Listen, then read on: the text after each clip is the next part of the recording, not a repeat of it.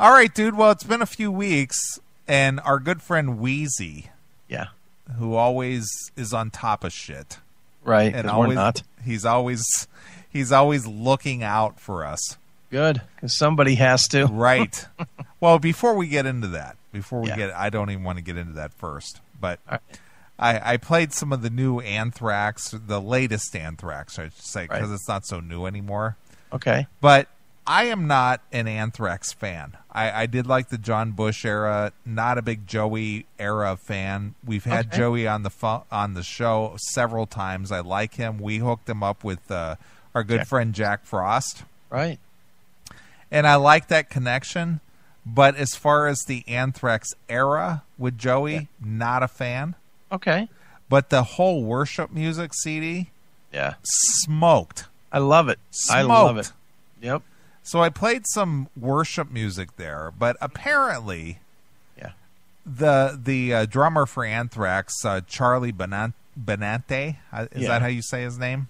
Mm-hmm. He and his wife have had some domestic problems. So I've heard. Apparently, Charlie has got his ass kicked by his wife. How embarrassing is that? If Well, it's embarrassing, but Cleveland had a ball player, a pitcher, who Yeah. got his ass kicked by by Tawny Katane, yeah. Tawny Katane. Chuck Finley, Yeah, she beat him with her high heel. right?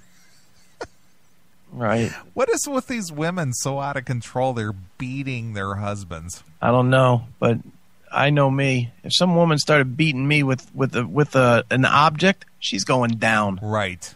You know, it's one thing if a woman pushes you or something, you don't fucking rear back and belt her. Right. But if they start using keys or shoes or whatever, you know what? You got to fucking defend yourself.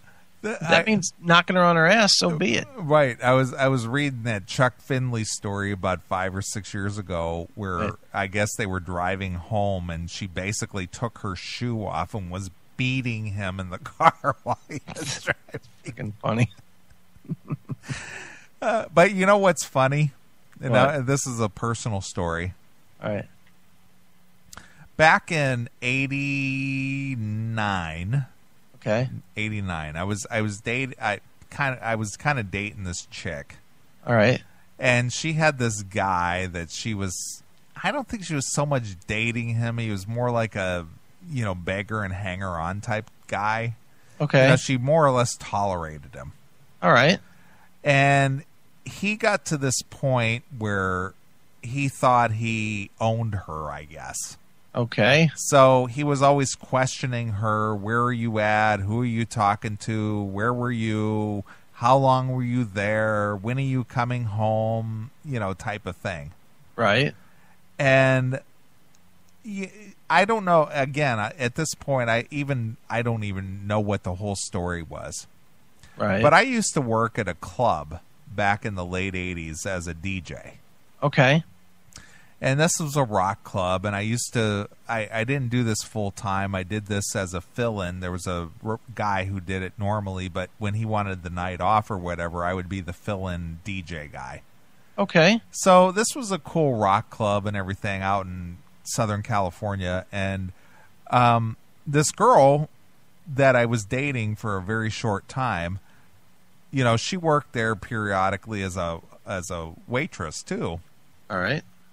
So this guy would basically come in there and basically watch her, Oh boy. to make sure she wasn't talking to some other guy or whatever, Okay. and he was basically just a pain in the ass. Right. Of course. So one evening he comes in there and he starts some shit with her. Right. And of course, she takes it outside with him and they're out front of this club arguing. Right. To where she pulled a Tawny Katane on him. She pulled off her shoe and started beating him with a shoe. Jesus. So this guy was crumpled down in the corner while this girl had her high heel off and just beating him with her shoe. Nice. Until you actually see that. It's I mean, I'm going back, 25 years here. But she took her shoe off and beat him. Nice. With her shoe, just like Tawny Contain did with Chuck Finley. Be honest, dude. Did you ever dot a girl? Did I ever do what? Dot one. Punch her right in the mouth. Oh, no. I have. I've never done that. When I was this was young. I was in like junior high school, I believe. And I had this one girl. Her name was Brenda. And I just remembered point blank, she would not, I said something to her boyfriend or something and caused her boyfriend to break up with her or some shit. I don't remember what the reason was. But she just would not let it go. And she just kept coming at me and pushing me and pushing me and whatnot. I'd try and walk away. She'd keep pushing me and whatnot. Finally, I just turned around and I said, if you push me one more time, I'm going to punch you in the mouth. Nice. She fucking pushed me in the face. That hand push. Right. Just like shove you away. Yeah. And I literally knocked her the fuck down. Boom! Nice. Dropped her. She's fucking crying. Went crying to the principal. I got fucking suspended for a week. Look at Nathan from Kentucky. True story. Shortly after Chuck Finley got the shit beat out of him by Catane, Finley was pitching against the White Sox in Chicago. So during the pregame, as he's warming up in the bullpen, the White Sox start playing Whitesnake tunes over the PA system. Hilarious. Well, anyway, getting back to the Anthrax, Charlie Benante, getting his ass kicked by his wife, his attorney for Anthrax drummer Charlie Benante released the following statement. Last Friday, Charlie Benante, drummer for the rock band Anthrax, was assaulted several times, an altercation that sent him to the emergency room with a gash at the back of his head that required several staples to close. Several staples? Jesus. She hit him with a ball bat. She probably hit him with a drumstick. Apparently. Mr. Benante and his 6-year-old daughter, Maya, had traveled to the Elkhart, Indiana to meet Mrs. Benante. Oh, that's just right up the street from me. There you go. And her 17-year-old son, who was participating in a weekend baseball game series. At some point, words were exchanged between Mr. Benante and Mrs. Benante and her male companion that led to the scuffle. All right, so she's banging somebody else. That sounds like somebody familiar, right? Yeah. Mr. Benante, Mrs. Benante, and her male companion that led to a scuffle pushed her away, and as he turned around to leave with Maya, Mrs. Benante assaulted him from behind, hitting him multiple times on the back of his head with her cell phone. Ouch. A cell phone? Yeah. I could see that. If I hit you with my iPhone, that shit would cut you. Police were called and both Mr. and Mrs. Benante were detained for domestic battery in front of a child. And Mrs. Benante were detained. Is understandably distraught by the incident and that his daughter, who he has dotes on, witnessed it. Oh boy, dotes on. Mr. Benante will appear in Elkhart County Court this Friday, and we expect complete vindication. Nice. Where's the announcement that he's now divorcing this bitch? Where's that announcement in this statement? Benante, 49, and his wife Sandra, 41, had Mia, Charlie Benante, in January of 2006. They currently reside in Long Grove, Illinois. Oh, I didn't know that. Yeah, well, maybe you should go and hang out. Maybe you could help defend him. What's he doing all the way over here? Isn't Anthrax a New York band? They are, but maybe he wanted to get the fuck out of there. Apparently. Charlie and Anthrax bassist Frank Bello, who is Benante's nephew. Did you know that? I did know that. I did not know that. Missed several shows on Anthrax North America tour in February in order to spend time with Charlie's mother, who was terminally ill. And on Benante informed fans by way of his official site that his mother passed away. Yeah, blah, blah, blah. Yeah. Yeah, but dude, why is he not divorcing this chick? I mean, seriously, why is he staying with her? If he's getting a beat down and he can't fucking fight back, or he won't, divorce her ass. You know, I got to be honest with you, and you and I share a lot of war stories together. Sure. Mm-hmm. I mean, I have had some chicks that have made me nuts over the past. Sure. But I have never even come close to just hauling off and smacking one, even though they deserved it. Yeah, I have. I definitely have. Not in a long time, not in about 20 plus, but I definitely have fucking choked one or two. Choke out a bitch, huh? Not choked her out, but picked her up by her throat. Not one of my better days. Yeah, I understand. They do. They make you fucking crazy sometimes. You know, but you can't do it. You can't do it. And believe me, I'm certainly not proud of the fact that I have done that, but I get it. I get where it can happen, and sure. It's not cool. But you know, in this kind of a situation, if he's not going to belt her, and he's not gonna, and he's literally getting physically injured, he's got to get the fuck out of there. You know, I mean, that's just all there is to it. He's got to get the fuck out of there. Forget trying to make it work for the kid and all that. That's fucking stupid. You know, get out of there before you end up waking up with a fucking knife on your balls. Look at MOL. Moral of the story, sometimes bitches get stitches. Don't you think, though, dude? Eventually he's going to wake up with a knife or a gun in his face or something. I'm going to tell a true story. Go ahead. Now that you brought that up. All right. When I was young and foolish, okay, in my very early 20s, all right, I was married.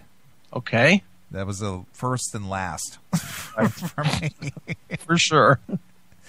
So the wife and I were married for close to 3 years. Okay. And it just wasn't working out. Right. So we had already discussed and decided that we were going to call it a day. Okay. Well, during our separation time, or when we were discussing, going our separate ways. Right. Now, were you still living with her? Or were you I was still living with separated? her. Still living with her. Okay. But it was just because we were, yeah, look at evil Batman. Damn, that was 40 years ago. During that time, yeah, there was a girl. I didn't go out with her, didn't date her, didn't exchange phone numbers, nothing. Right, sure. Nothing, just somebody that I knew. Okay. Just spoke with. Right.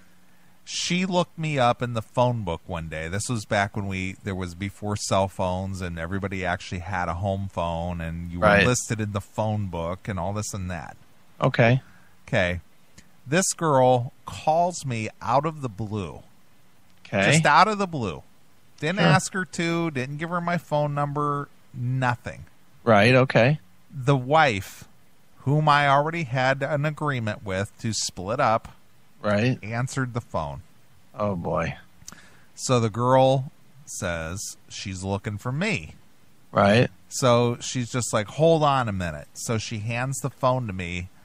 Well, even though she and I had agreed to already split up and we already agreed to what we were going to do, and it was just literally a matter of weeks before we were, separated. Right. She's freaking out. See, I knew you were fucking around on me. I knew you were doing this and I knew you were doing that. But to me, this was like a complete surprise. Right. And the girl's just like, is this not a cool time to call? And I'm just like, and mind you, it's 11 o'clock on a Friday night. Right, of course. And I'm just like, what's up? Oh, I just wanted to talk to you, but if this isn't cool, I understand, blah, blah, blah. Right. Didn't mean to call you like this, whatever. Right, sure. So the soon-to-be ex-wife, she goes in and gets on the other extension. Ugh. Gets on the phone. Yeah. And starts yelling at this girl. Who the hell do you think you are calling here at this time of the night to talk to my husband? Right. That's nice. You know, and of course it's, are you married? You know, that whole thing, which of course that was never even discussed because this was a very, very extremely casual situation. Right. Sure.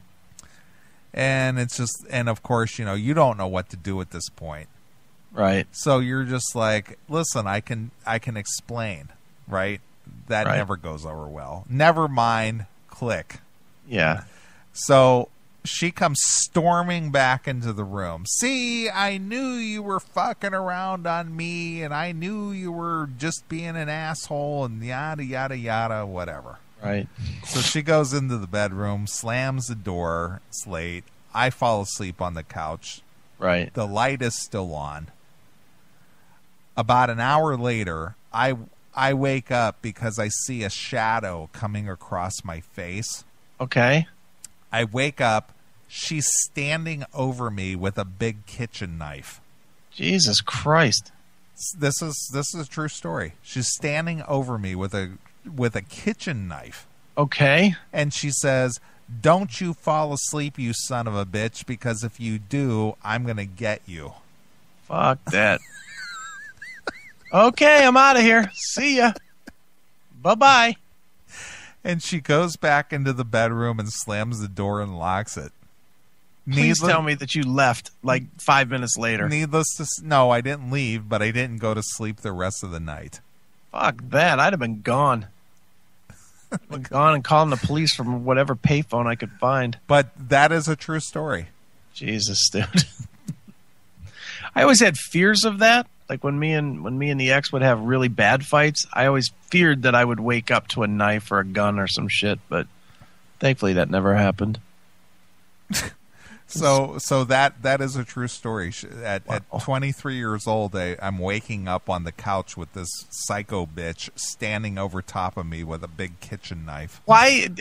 And again, the answer before I even asked the question is because you were young and stupid. But why in the hell would you stay there even that night? I wouldn't have stayed another minute. How could you even trust that she wouldn't come at you while you were awake with the knife? That's true. I guess I never thought through that far. You know, but again, it's look at killer and sound. Weep. Psycho. Nice. But you know what? That cured me of ever the thought of, you know, having some kind of a marital relationship again. Right. I guess. Jesus Christ. So that was, you know, I was divorced by 23 years old, and here I'm 48. So, you know, 25 years later. Right. Wow. Damn, Neeley is 63 now. Whatever happened to her? Did she become a butcher or something? No, she got banged. She got knocked up by a Mexican gardener. That's a true story. Wow. So when was the last time you had contact with her? That was like after she was already like 8 months pregnant, and basically her dad had to come rescue her. Oh, boy. Because this Mexican gardener that she got knocked up by basically would lock her out of the house during the day because he was afraid she was going to like take off with her stuff and leave him. Holy shit. I'm serious. Wow. Yep. So when was the last time you fucking had communication with this one? August of 1988. Holy, so you have no idea if she's even alive? Oh, I do know she's alive. I ran a one of those people finder reports on her like a few years ago. Okay. So she basically lives over in Ohio. Oh, great. Mm-hmm. She's in the looking at. Thanks. You have to tell me her name off the air, so that I can. But my sister sent me a link to a website for what do you want to call for legal things, and she apparently filed bankruptcy in 2010. Oh wow! So she's got it together. Mm-hmm. But she's been married twice since. Oh boy! Let's see, so guess who's the problem there? Yeah, well, three losses. I think we figured that one out pretty quick. Dude, with the whole dating thing, man, since we're not going to do Talking Metal, it doesn't look like... No, we're going to do Talking Metal. I'm bound and determined to do that. All right, well, let me just ask a quick one. What do you think about the online dating thing? eHarmony or Match? Oh, no, I don't like that at all. Do you think that it could even work? It's like I think about it, and it's like, man, do I not want to be that fucking guy? No. I do not want to be the guy recording, hey, I own my own business, and I'm fucking motivated, and I have great hair. And no. Cheese ball. No. I was just curious if you think it's as fucking dumb as I do. Yeah, no. Not at all. Now, who knows? A year from now, if there ain't nothing happening, I might be registered on all that shit. I might be that guy in that Geico commercial singing my thing. The answer is no. Yeah. I'm there with you at least right now. It's like the thought of it, because a couple people have been like, "Oh, you should sign up for blah blah blah blah blah." Ugh. Look at MOL. I signed up for Cougar Life and it worked out okay. Cougar Life. Cougar Life. Nice. Some chicks who just want the dick. See, I wouldn't mind signing up for that then. Sure. Well, give me your account number. Nice.